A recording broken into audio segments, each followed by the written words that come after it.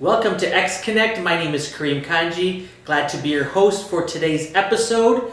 Today we have none other than Inspire winner.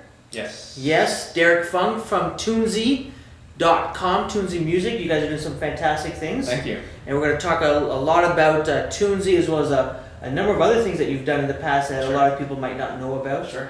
But before we get started with the conversation, need to thank some people and to give some shout outs. For those of you who are watching, thank you so much for joining us. You're probably watching this on one of 3 different channels, which is very exciting for us. You're here at xconnectto.com, or you are a subscriber to our YouTube channel at youtube.com/xconnecttv. And if you're not a subscriber, you need to be. So please subscribe to this channel, and you might also be watching this on one of our syndication partners, and our official one at the moment right now is itbusiness.ca. So thank you to itbusiness.ca for their partnership in this. X Connect, as always, is a project of Third Ocean, and thanks to them, Third Ocean, if you don't know, is a social media and community management agency. And I also need to thank Big Time Design and Communication for all their design and web work that they've offered us here at Third Ocean as well as at X Connect. We are also a proud sponsor of Define TO. If you don't know what Define TO is, go check them out at defineto.com. On April the 12th, they are holding a fundraiser at the 5th Social Club for the Remix Project. So go check them out at defineto.com. And a big thank you to Chatelaine, who is sitting on the other side of the camera, for all of her help and all of her work. So I think we took up the show. Thank you very much. That's all right. No, it's great to have all these partners because, independent media like this, depends upon people that want to support some of the conversations that we're having. And because, a lot of what we do is long format sometimes, the opportunity is not there for this to be on any other platform. So that's why we thank all of these people. But Derrick, let's start with you now. Let's start this conversation off. Sure. And why don't you tell us a little bit about what is Tunezy? So Tunezy is an online platform for independent musicians and their fans. And the whole concept is pretty much betting that record labels in the near future will not be around or will have a very small part in the music industry. So essentially we are a social record label. We want to really break down the barriers between musicians and their fans and allow independent musicians to connect with their fans and have fans pretty much be part of their growth and their success. So you don't think that record labels as they are today? Well, in 5 years' time will be very different. I think they really need to. They know music, they don't really know technology, and we want to really disrupt what they're trying to do. And I mean, the music industry over the last 10 years has changed a lot. 10 years ago, when you think about buying music, you think about going to a store, buying a CD, bringing it home, and owning music. But now it's not really about owning the physical music. It's even platforms like Spotify. You're buying the right to stream music. So even the consumption of music has changed a lot in the last 10 years, and we really think that the digital music industry is going to change a lot, and record labels will be one of the first to really have to change. Really, if they don't, they'll die. Yeah. Now there's people watching this that are curious. Who is Derrick, and where does he come from, and and what is Tunezy, and we'll talk more about that as well. But if someone were to take a look at your LinkedIn profile, you've done a ton of stuff. You've done some work with the Clinton Foundation. Yeah.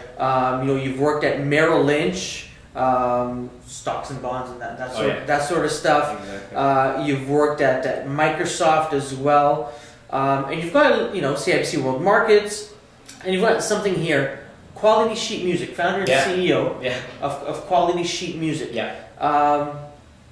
Why don't you tell us a little bit about that and what's happening with that? Yeah. So when I was young, how old is young? Young, let's say high school. Young. High school, because you don't look. Or not even high school. When I was younger. When you were younger. When I was maybe junior high. All right. So when I was in junior high school, when all the kids were outside playing in the playground, I decided, you know, I'm going to stay inside and start programming websites. Okay. So I was really interested. I played a lot of games and I made a lot of websites. The first website I guess worth mentioning was it's called QualitySheetMusic.com. So I've always been a musician. Okay. I've been playing piano since I was 4. Mhm. I played guitar since I was 13. Yep. And I've always been interested in music and also technology. So I decided, you know, let's try something out. Quality Sheet Music was a platform where musicians could share sheet music. So let's say you are interested in playing a Coldplay song on piano. Yeah. So either, you know, you can tab it out, you can listen to it and kind of tab it out, find out the chords, and then upload it. Okay. Yeah. And other people would download that from you. Mhm. And so it was, at the time, it was the largest sheet music community on the internet. Mhm. So I was 14, 15 years old. What year was this? 2002. 2002. 2002 is when it Okay. All right. when it first started. So it got really big, Yeah. and I decided, you know what, I need some money to pay off tuition, Okay. and I didn't really have much time to keep it going, Yeah. and so I decided to sell it. So that was my first foray into the internet industry, internet business. Yeah. And it was very exciting. The internet was very, very different back then. There was no Facebook, there was no Twitter, so it was really hard to make sites social. Mhm. But it was, I think it was one of the earlier technically social networks for music. It was based off of a PHP nuke, an open source platform, Mhm. and it had over 50,000 users on it. And it was fun. It was really, really Were you fun. making money with that site? Yeah, at the time? so at the time it was just through Google AdSense. Okay. That was the only way it was making money. So it was kind of decent money to, you know, pay tuition, Sure. to save up for school and everything. So it was fun. It wasn't bad. It was Nice. interesting. And I don't know if you're at liberty to say how much you sold it for. So we sold it for around 50K, Okay. and I was 16, 17 years old. And for a 17-year-old back in 2000 and whenever, Yeah. you know, $50,000, you're jumping up and down. Yeah. I mean, I paid off some tuition. Sure. So it was fun. Nice. And I got the bug, the Okay. entrepreneurship bug, so I'm kind of back at it. And I think the music space right now is really ripe for disruption, and that's Mhm. why we decided to dive into it. Yeah, so let's talk more about Tunezy, because Sure. there was a number of years that went by between Quality Sheet Music and Tunezy.com. Yeah. You know, how many years passed, and what prompted you to say, okay, I had enough of checking out what's out there in the world in terms of corporate, and I've learned Yeah. what I wanted to learn, maybe. Yeah. So I've always been very businessy kind of guy. When Okay. I went to U of T, I remember professors would always say and encourage students, oh, you should work for a big company, that's where you'll learn the most. Mhm. So I decided to follow their guidance, and I was in a co-op program. Yeah. So I thought marketing was for me, and that's why I Okay. decided to spend some time at Microsoft. I spent about 8 months there in their partner marketing group, Mhm. right when they were launching Vista and Office, Okay. trying to sell software. And it was interesting, and during that time I participated in a stock competition online, which really interested me got me interested in finance, in Okay. capital markets. So, you know, I was doing this stock competition, and I thought to myself, you know what, I should try this whole finance thing out. And the summer after, I spent at BNP Paribas, which is the largest bank in Europe, or in Mhm. France, one of the major ones in Europe. And there I was also in sales, but instead of selling software, Hmm. I was selling equity derivatives. Okay. And that was interesting, it was fun. And I thought to myself, you know what, this whole finance thing is really cool. Yeah. And right when I said that, the market collapsed. Oh, wow. My group shut down in Toronto, Mhm. and banks weren't really hiring. So I graduated and didn't have a job. So I thought to myself, what do I do? And I decided, you know what, I'm going to take a little bit of a risk Yeah. and delay my graduation and try again. Mhm. So I got a summer internship at Merrill Lynch, and Mhm. it just so happened when I joined Merrill Lynch, that's when they got bought up by Bank of America, so it was kind of a messy Okay. time. Yeah. And after that I decided, you know what, I want some stability, so I'm going to join a Canadian bank. Okay. And that's what led me to CIBC World Markets. So the story of how Tunezy started is very interesting. Yeah. Almost a year ago, around this time, Okay. Good Friday, April 2011, Mhm. I was on the trading floor, and I was trading foreign exchange, Mhm. currency, and the currency markets are always open. So I was there on Good Friday, and my boss was beside me. And on the trading floor, there's TV screens all over. Okay. And I'm sitting there watching TV. I'm just like, why am I here on Good Friday? Sure. And Mark Zuckerberg shows up on TV. And it was a show on CNBC called How I Made My Millions. And Mark Zuckerberg is going, I'm so happy, I'm changing the world. And deep down inside, I'm watching this. I'm like, you know what? Why aren't I doing that? Like, there's nothing really stopping me. Yeah. And my boss turns to me and he says, Derrick, do you ever wish you could be like him? Yeah. And in my head, I said, yes, all the time. And he turns back around. And I'm like, wow, that was kind of weird. And then 5 minutes later, he comes back again. He's like, Derrick, I have a feeling that you have an idea. Yeah. And whatever this idea is, I think you should start it. Yeah. And he turns back around again. I'm like, okay, this is way too weird. I'm like, is this a sign? And so then I went up to him and I said, John, I have an idea, and I'm going to talk to you. And the idea was Tunezy. Okay. And I told him the idea, and he came back to me and said, we spent hours sitting there just talking about it. And he said, Derrick, I think if you got up right now, quit your job. This is my boss. Yeah. He's like, if you get up, quit your job, get out those doors, and just start Tunezy. Yeah. I'm going to give you some money. Yeah. And all I ask in return is one day when I see you up there on TV, I can just call you up and ask you for a job, and you'll give me a job. And that's how Tunezy started. Wow. So for 8 months, I told myself, there's 3 things I need to finalize before I quit my job. Yeah. You need to find a team. Yeah. You need to find a little bit of money, and I need to have my business plan nailed down. Yeah. So 8 months later, check. Left my job.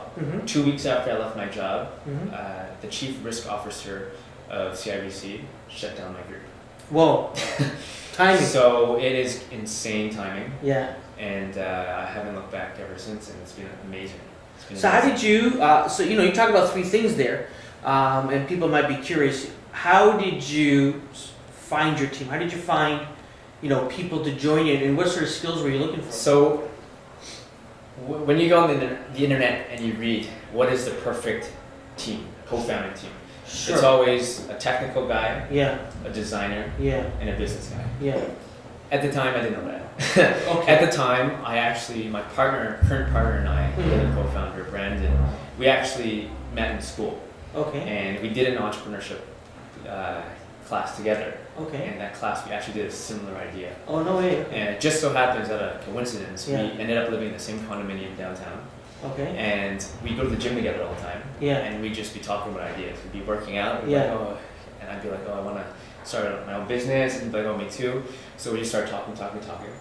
Just so happens my younger brother is a software engineer in Waterloo. Okay. And that was the main core team. And we've just grown ever since. So now we have about 8 people. All right. 8 full-time and about 4 or 5 part-time. So we look for people who are passionate about music, passionate about the startup scene, and people who really want to make a difference in the world. So that's, and you don't have to be the smartest person in the world, but if you have one of those characteristics, then we want you. Interesting. You put together a business plan? We put together a business plan, so I come from a business background. How important is a business plan for a startup? Is it? I don't think it's a be-all and end-all, but I think it provides a good direction to where you're going, and it provides focus. I think that one of the most important things for a startup is focus. We didn't have a lot of focus when we first started, so I remember going to our current investor a few months ago, maybe like May of last year. I said, okay, here's our business. This is what I want to do. This is why I want to do my job. He said, I don't get it. Yeah. And what do you mean you don't get it? He's like, I don't get it. Yeah. So then we went back to the drawing board. We said, okay, let's focus our business plan. We focused a bit more. We went back. He's like, okay, I'm starting to get it now. Okay. So the plan really provides the direction, but at a startup, everything is always changing. So it doesn't make sense to have everything. So is it more for potential investors to see what the goal of the company is and the focus of the company? Is it more for them rather than for you? I think it's for both. I think it's good for investors to see where you want to take the company. And it's a good if you ever lost about where you think the company's going, just taking a look at the plan and just kind of refocus and I think it's helpful for both. For Interesting. Sure. And you raised some money. That was another thing. If you're at liberty to say, how much have you guys raised? So we're actually announcing early next week. Okay. I'm not sure when this video is coming out. Early next week. Okay. So we've raised about 120K. Okay. Entertainment Media. They're a public Canadian company. Has backed Tunezy, and yeah, it's enough to last us for the end of the year, and we're pretty lean. Sure. We want to make it last as long as we possibly can. Yeah. But yeah, so I've known David, the CEO of Entertainment, for 5-6 years. He's been my mentor. Okay. And was he the guy at CIBC that said no? He wasn't. But so David is another interesting story. I met him because I actually, in my first year, there's a competition, sort of like The Apprentice on TV. Sure. And David was the Donald Trump. Okay. And I ended up winning it, and he mentored me for the last 6 years. Nice. And every so often we meet for breakfast, and I would pitch him an idea. And almost every single one of these ideas he'd shoot down. He'd say, Derrick, that won't work because of this. Derrick, that won't work because of this. Yeah. This is one of the first ideas he came to me and said, Derrick, I think it'll work. Yeah. I see the potential. Yeah. How much money do you want? Wow. So it worked out very well. Nice. It worked out very well. Nice. And your former boss at CIBC, did he give anything? So he is involved. Nice. He's involved as well. Good. So yeah, it's been very good. Nice. So let's talk more about Tunezy. Sure. And especially this past weekend. So this past weekend you were at the National Business and Technology Conference held by Inspire, which is a student-led organization focusing on entrepreneurship in business and technology. What was the competition that you entered? So it was an entrepreneurship competition sponsored by KPMG, and about 80-something teams applied to get into the competition. Okay. 36 teams make the first round, and 4 teams make the final round. So it was pretty much a pitch-off of businesses and judges, which were composed of VCs, entrepreneurs, and corporate execs, who would pretty much decide who had the best idea and team. Why do you think you won? Why did your team outshine others? Because there were some pretty compelling businesses out there. Yeah, I think one, we were, based on feedback, we were told we were very polished. Okay. So we all had substantial presentation experience. Myself at CIBC, partner Brandon at Kraft, where he actually just quit his job yesterday. Okay.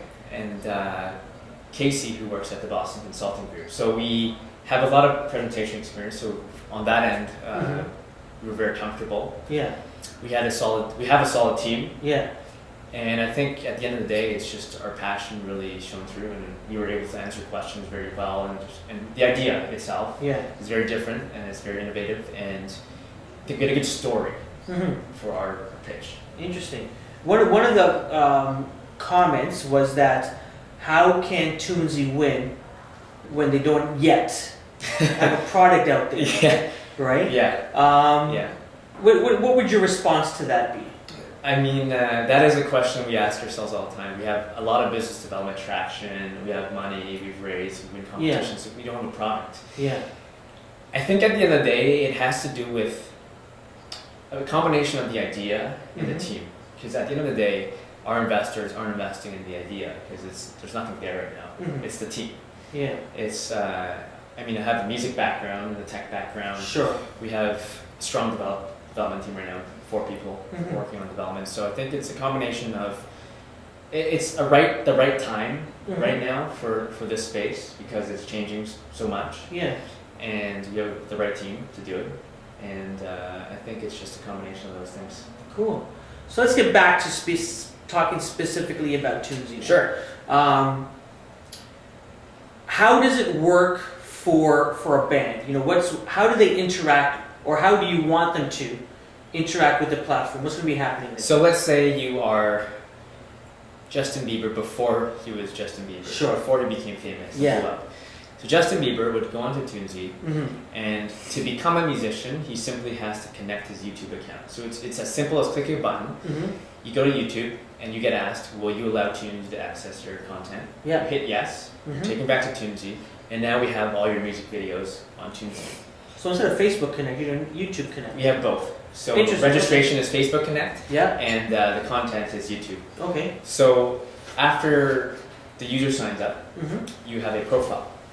So let's say you have a musician profile. Okay. Fans can come onto your profile and engage with you. So engagement is defined as things such as listening to your music, sharing your music on Twitter, Facebook, leaving what we call thoughts on the music, All these things are a form of engagement, and fans earn notes. Notes are a form of virtual currency on Tunezy. So fans earn the notes, and you tip musicians with notes. Okay. So when you tip the musicians collect notes. So Justin Bieber would collect notes from all his fans. Yeah. And with those notes, you can go spend them on things to help them. So we have currently partnerships with studios. So whether he wants to get some help with mixing his songs, mastering some of his songs, or maybe he wants licensing, which means that companies would take his music. We have a partnership right now with a company called The Eggplant in Toronto. They would take the music and try to get it into commercials, TV shows, movies, video games to help the musician get some more money. Yeah. So anything from licensing, distribution, marketing services, anything a traditional record label would provide to a musician, now we are providing. And then the main difference is the musician keeps the rights to their songs. We don't take a cut of their revenue.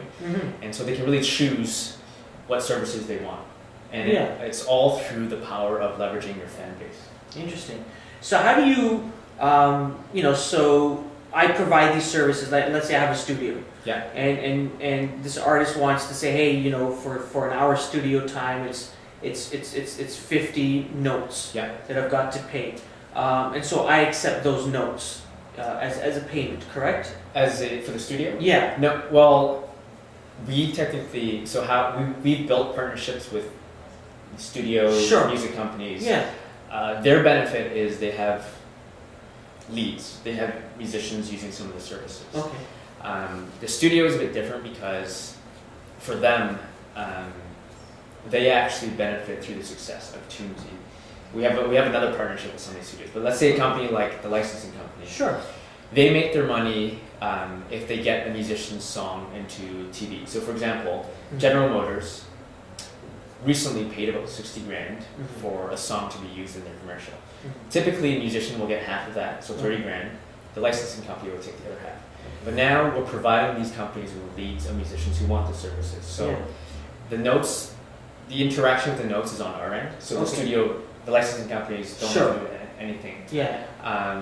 We deal with that, and they get the musician to pretty much use. Perfect. And then should that music then be used for commercial purposes? Then we get a or that's where that comes in. Interesting. That's very interesting. And on the fan side, you know, what's the, you know, the interaction is in terms of, you know, giving notes out, and so how do fans actually get notes? So through engagement. Listen to music, sharing music. I can get notes. In the future, you know, we'd have contests. Adding value to the platform. So, for example, even things such as tagging music. Tagging music could be as simple as, let's say you're Justin Bieber on our site, and when fans listen to your music, they feel a certain way. Maybe they feel happy, maybe they feel sad. If they tag it, that data is useful to us, and we incent fans to do that stuff by giving them notes. Interesting. So it seems to me, and correct me if I'm wrong, if I haven't understood correctly, that the success of Tunezy financially, you know, if we don't include an exit strategy, you know, but would be, should someone become successful to the point that their music is used for commercial purposes. Is there any other monetization? I mean, eventually you can buy notes as a fan. So the whole concept behind that is people no longer want to buy music. They don't want to buy music, and that's been happening for quite a long time. So the whole concept of buying notes is you're not buying their music, but you're still supporting the musician without having to directly buy their music. So that's kind of the psychology behind it, and eventually fans can actually spend notes on things, experiences from musicians. So let's say I'm a musician, I can offer 15-minute private Skype concert, front row seats to my next concert. All these cool experiences that only an independent musician can offer to fans. Fans can buy those in the marketplace. So if you can't earn enough by engaging on the site, you can buy those. Interesting. And so I remember somebody asked you this weekend, and it popped into my head as you were describing that, is I guess the difference between Tunezy and Kickstarter. And not that Kickstarter is focused on music, but there's a lot of artists on there and utilizing it to, you know, help me make my next record or album, help me make my next video, that sort of stuff. What do you see as the prime difference between Kickstarter and what you guys are doing, specific as it pertains to, you know? So Kickstarter, for a lot of musicians use it, and we work with a lot of musicians who also use the platform. Musicians primarily use it right now to fund their record. So I need some money to record. Can you help me do that? And it's direct money. So only about 1 or 2% of fans actually contribute to Kickstarter, to a musician on Kickstarter. So they rely a lot on the big donors. But as a fan, you actually have to give money directly to the musician. Versus our platform, we're helping musicians do things other than just record. We help them with marketing. We help them with overall management. We connect them with managers, for example. So it's like an all-encompassing service, record label, self-serve record label, you can kind of think of it like that. And fans aren't directly giving money to musicians. They're giving money to Tunezy to buy these notes, and they can spend notes in whatever way they want, but when they're spending the notes, there's no money coming in, it's already come into the system. And so it's not just helping them make a record, it's potentially an artist might need some help with tour management or whatever. You guys will have all those connections. So every level of a musician, they require different things. Like, you know, when you're earlier on, you want money to record the music. When you're later in your career, maybe your music is already validated. You already know you have a good fan base. Now you just have to get more exposure. So it varies quite a lot, and that's why we think it's important to target the whole life cycle of a musician. Interesting. So when people are watching this, they're going to hear. Not only are they going to hear the announcement in terms of the funds that you've raised, but very soon you guys are going to be releasing as well. Yes. You know, open to the public. What's the timeline? So in May we're going to launch into private beta. Okay. In July we're going to launch public beta. Okay. And August is actually when we're going to be publicly launching. Tunezy, we target a younger demographic. And August is when a lot of them, you know, go back to school and they want to be social again, new experiences. So that's when we want to launch. Okay, very interesting.